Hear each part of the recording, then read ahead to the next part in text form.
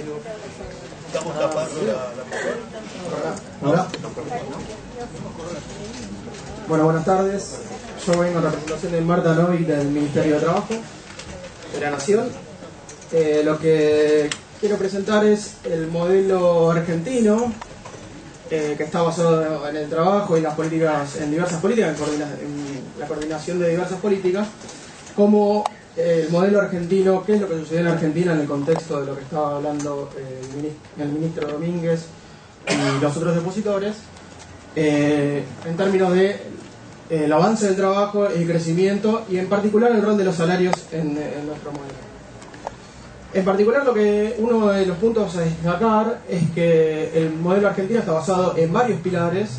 entre ellos un pilar macroeconómico, pero también políticas laborales, políticas de ingresos, entre ellos destaca el salario mínimo, políticas activas de empleo, la política macroeconómica, que en particular se resalta el sostenimiento del tipo de cambio alto, o sea,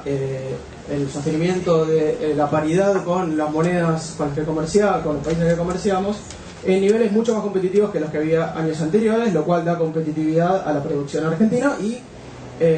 protege a la producción de nuestro mercado interno. También se destacan las políticas de protección social, entre ellas, bueno, las políticas de jubilaciones, las políticas hacia los menores, en particular la asignación universal por hijo, y la idea de el gobierno y en particular del Ministerio de Trabajo de sostener estas políticas y coordinarlas en un contexto de crisis, porque es muy importante para nosotros sostener el mercado interno en un momento donde varios países, entre ellos varios de los países que comerciamos,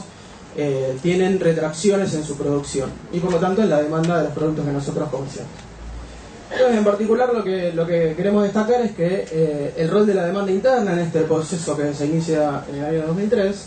que impulsa el crecimiento económico. El crecimiento económico no está basado solamente en la demanda externa, sino en particular en la demanda interna, y en particular la demanda interna está impulsada por el crecimiento del empleo, en particular el empleo registrado y de los salarios. Lo que se observa en este periodo, como pueden ver en el cuadro que está hacia abajo, en la diapositiva, es que entre el año 2003 y 2010 se registra un fuerte crecimiento del Producto Bruto, un fuerte crecimiento del empleo, mucho mayor que el que se registró en los años 90, y un fuerte aumento del salario real del 5%, lo cual logró mejoras fuertes en el bienestar de los hogares. Entonces nosotros entendemos que el bienestar de los hogares no solamente con política de protección social, sino el rol importante del trabajo y del empleo en la mejora del bienestar. Una cuestión a destacar muy importante y que va hacia el centro de la presentación es que la productividad, o sea, el cociente entre el producto y el empleo, la productividad laboral, creció mucho más en el periodo 2003-2010 que en el periodo 93-2001. Este crecimiento en particular está impulsado por el incremento fuerte de la producción nacional, que crece mucho más fuertemente, con sostenibilidad macroeconómica y con posibilidad de enfrentar la crisis. El tipo de cambio real, como dije, es mucho más alto que en los años 90, obviamente, y es uno de los pilares del modelo. Entonces, lo que queremos resaltar es justamente el incremento del salario real, que es la línea roja que ven ahí arriba. Crece un 18% entre el año 2001, ¿sí? Luego de la caída del año 2002 del 20%, un crecimiento del 20% respecto al 2001 en el año 2010. Ahora, ese crecimiento del salario real y una de las cuestiones que se discuten fuertemente en términos de la perspectiva del empleo y del sostenimiento del modelo macroeconómico y el sostenimiento del modelo sociolaboral, es que los costos laborales están demasiado altos y eso puede perjudicar a los costos de las empresas, puede generar presiones en los precios y puede generar obviamente presiones en la producción en términos de sostenibilidad de esas producciones. Entonces nosotros lo que hacemos es un ejercicio relativamente simple, que es ver cómo evoluciona ese costo laboral unitario, o sea, tenemos en cuenta los salarios del sector y la productividad. Lo medimos en términos de pesos y en términos externos, porque en realidad lo que a nosotros más nos interesa resaltar es si realmente la economía argentina está perdiendo, cómo está respecto a los 90, que es la gran discusión, en términos de los costos laborales, o sea, la posibilidad de competir con nuestros socios comerciales. Y lo que vemos es que justamente, si bien el costo laboral se incrementó en los últimos años, ese incremento está muy lejos de alcanzar los valores del 2001 y los valores de los 90, en particular a lo que tiene que ver con los costos laborales medidos en moneda extranjera, que están prácticamente a la mitad en términos de toda la economía que lo que había en los años 90. Es decir, resaltando, el crecimiento de los salarios reales del 20% fue compatible con unos salarios, unos costos laborales que, si bien crecen, se sitúan mucho más abajo que en los años 90. Esto, por supuesto, o sea, esa caída de los costos laborales respecto al 2001 permite que la rentabilidad empresarial sea mucho más alta. Esa rentabilidad empresaria más alta se da en un contexto de salarios reales crecientes, lo cual obviamente es una cuestión muy virtuosa del modelo. Acá vemos en particular los costos laborales de la industria, que es uno de los sectores más importantes en términos de creación de empleo y en términos de externalidades hacia el resto de los sectores, y lo que vemos es que justamente el salario real crece más que el promedio, un 26% respecto al 2001, y los costos laborales, de vuelta, los costos laborales medios de moneda extranjera están mucho más abajo que los que están en el 2001. Obviamente los costos laborales en pesos están más arriba por el sostenimiento del tipo de cambio real, que es lo que permite que los costos laborales en términos de competitividad externa estén mucho más abajo. Ahora, esta situación, si bien es en general, si bien el promedio de todos los sectores y en promedio del sector industrial los costos laborales medios de moneda extranjera están mucho más abajo, como sabemos la estructura productiva argentina es heterogénea, el sector industrial es heterogéneo y por lo tanto se ven que hay ciertos sectores que sí podría pensarse que están más cercanos a, digamos, que están más complicados en términos de costos laborales, pero insisto, no es una cuestión generalizada, ¿sí? Ahí lo que vemos es que en particular ramas como los químicos y los textiles digamos, son sectores que están más cerca de, digamos, que si bien ha bajado el costo laboral unitario, si se lo compara con los niveles del 2001, se sitúan en situaciones un poco más vulnerables, si se puede decir. Entonces, en síntesis respecto a esta parte, el costo laboral unitario en pesos todavía se ubica por debajo del 2001 y por debajo del promedio de la convertibilidad, ¿sí? 14%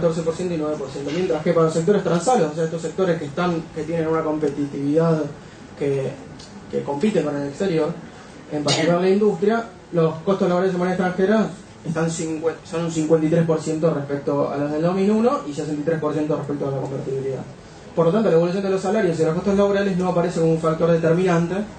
en la determinación de los precios internos, porque en realidad lo que también nos interesa es realmente ver si los costos laborales están empujando fuertemente los precios internos o si realmente los costos laborales se sitúan mucho más abajo que los niveles que se veían en los años 90. De vuelta, en los sectores más sensibles de competencia internacional, que son sectores de mano de obra intensiva como textil, confecciones y muebles, puede observarse algunas dificultades. Que en realidad el planteo que nosotros tenemos es que no tiene que solucionarse con una política generalizada, sino con políticas sectoriales específicas. Ahora, ¿cómo en términos de la determinación de los precios y del rol de los salarios, que para nosotros, insisto, no son los responsables directos, sí vemos que, y trayendo la discusión que estábamos teniendo hace un ratito, los precios internacionales sí efectivamente son una presión fuerte, sí están presionando en el mercado doméstico. Ahí vemos la evolución en particular de los precios de los alimentos, que afectan en particular obviamente a la canasta de consumo de los asalariados. Carne y cereales son bienes que crecen mucho en los últimos tiempos, obviamente una retracción con la crisis internacional, pero por algunos factores se vio que crecieron. ¿Cómo ven el tiempo? ¿Cuáles son las justificaciones principales, los determinantes que se encuentran en la literatura de los incrementos de precios? Bueno, yo creo que el ministro Domingo ya lo expresó claramente. Sí, la demanda proveniente de China e India es claramente un factor que está impulsando los precios, la producción de biocombustibles que acaban de nombrar, y obviamente, bueno, la rigidez de oferta o falta de posibilidad de respuesta inmediata respecto al dinamismo de la demanda internacional de los alimentos. Y después un factor que es nuevo, novedoso en términos de la historia de lo que se puede ver de los precios de los alimentos que impactan fuertemente en la economía argentina, lo que se ve es un fenómeno de financiarización, en particular la extensión de los derivados y de los mercados a futuro que hacen que el precio de los alimentos esté relacionado con la especulación financiera, factor que en realidad tiene que haber algún tipo de regulación porque efectivamente el sector financiero está impactando sobre precios que son sensibles al bienestar de muchos trabajadores y muchos de la población argentina y de la población mundial. Entonces, ¿cuáles son algunos elementos que surgen en el debate? La restricción de exportaciones como responsables de exacerbar la suba de precios, ¿sí? Esto es un reclamo que se hace a algunos países exportadores de alimentos. Algunos países impulsan la eliminación de las restricciones, ¿sí? La idea de la liberalización como vehículo del crecimiento, y que los países no pueden hacer restricciones a las exportaciones para defender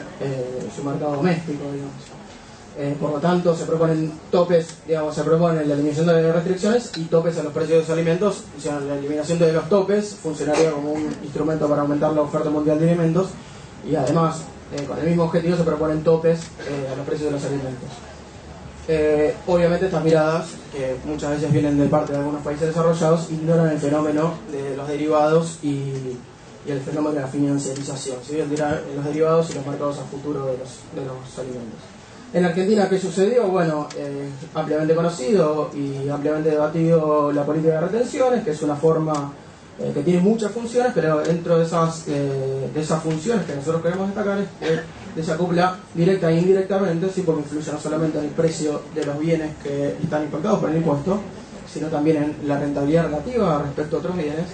Desacopla directa e indirectamente los precios internos de los precios internacionales en productos clave de la canasta de consumo de los hogares, ¿sí? Mejorando obviamente la distribución del ingreso en términos de que afecta a los precios de los alimentos directamente. Obviamente la política de compensaciones a sectores productores de bienes de consumo también ayuda en este sentido.